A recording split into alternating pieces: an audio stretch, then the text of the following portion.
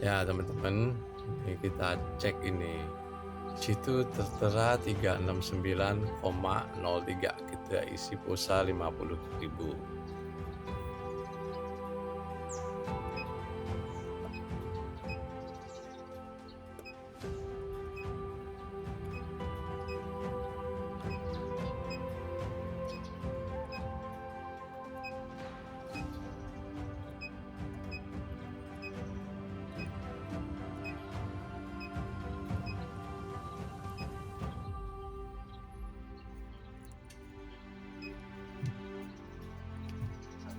Benar,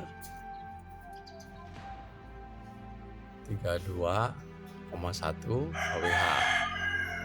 Jadi 401,13.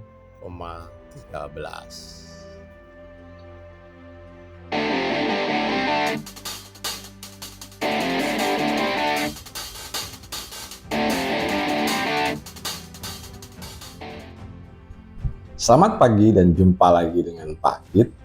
Kali ini Pak Git akan membahas tentang harga PLN atau harga listrik per kWh-nya gitu. Yang pada saat itu kita tahu ya, di tahun 2025 awal, Januari Februari ini didiskon selama 50%, itu selama 2 bulan gitu maksudnya. Dan memang ini benar terjadi. Jadi permasalahannya gini, ada teman Pak Git, nah ini ngechat gitu ya, ngechat dan Pak Git akan bacakan gitu isinya ya. Siang Mas, ini diskon PLN yang kemarin itu cuman kamuflase aja katanya. Soalnya biasanya sebelum ada diskon yang 200k itu untuk 10 hari minimal, dan waktu diskonnya yang 200k itu untuk 20 hari. Sekarang jadi yang 200k itu cuma bisa 7 hari. Sama aja nggak ada diskon karena dibebankan sekarang jadinya. Coba dibahas di channel YouTube Mas. Terus Pak jawab, diskon PRL udah pernah aku bahas, diskonnya beneran.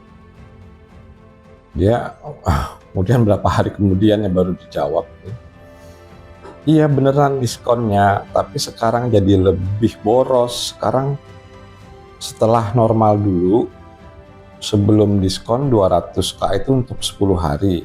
Sekarang setelah diskon yang 200k itu cuman kepakai sekitar 7 harian dengan pemakaian standar yang akan sama, dan kompensasinya sekarang jadi lebih mahal KWH-nya. Oh gitu bagi jawab.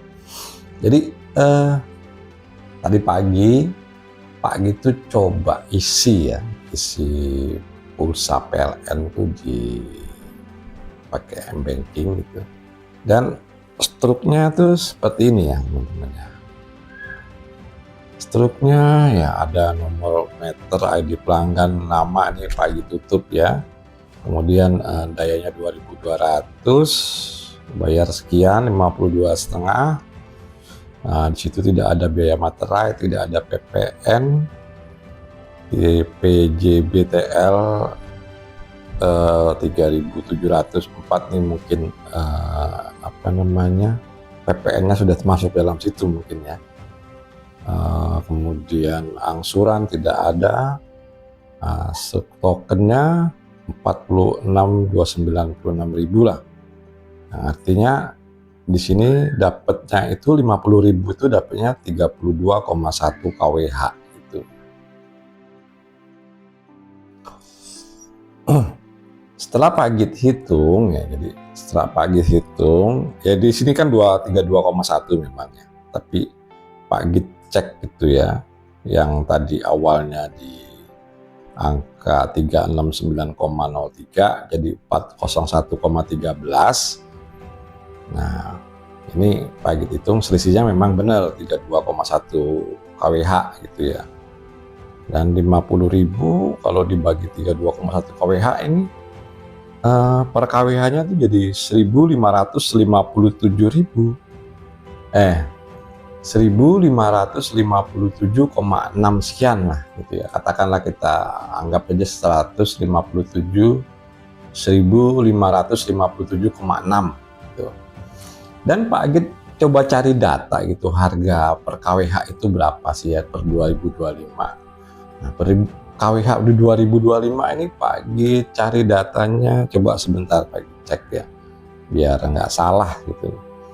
Di Kompas, di Detik, kemudian di CNBC itu sama gitu. Yang artinya golongan 1 dan 3 ya, yang dari 900 hingga 2.200, yaitu 900, 1.300 dan 2.200, ini per KWH-nya tuh 1.444,7. Jadi kalau dihitung tadi beda gitu loh. Tadi kan 1.557,6.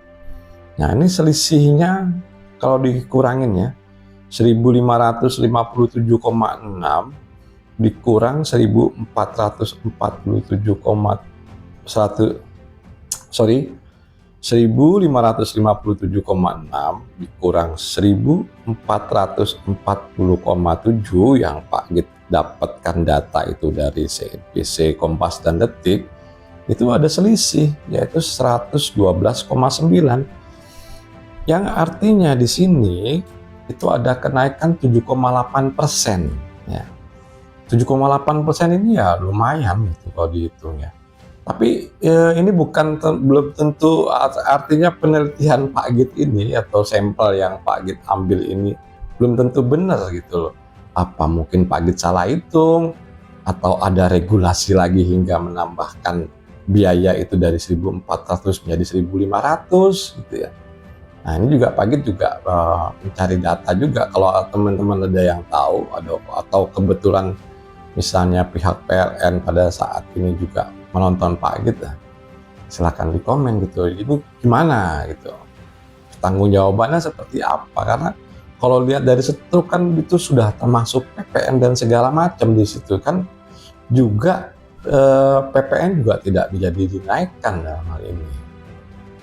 Nah, selisih 112,9 ya rupiah ini tadi kalau dijadikan persentase terhadap harga semula itu ada selisih 7,8 atau katakan 8%.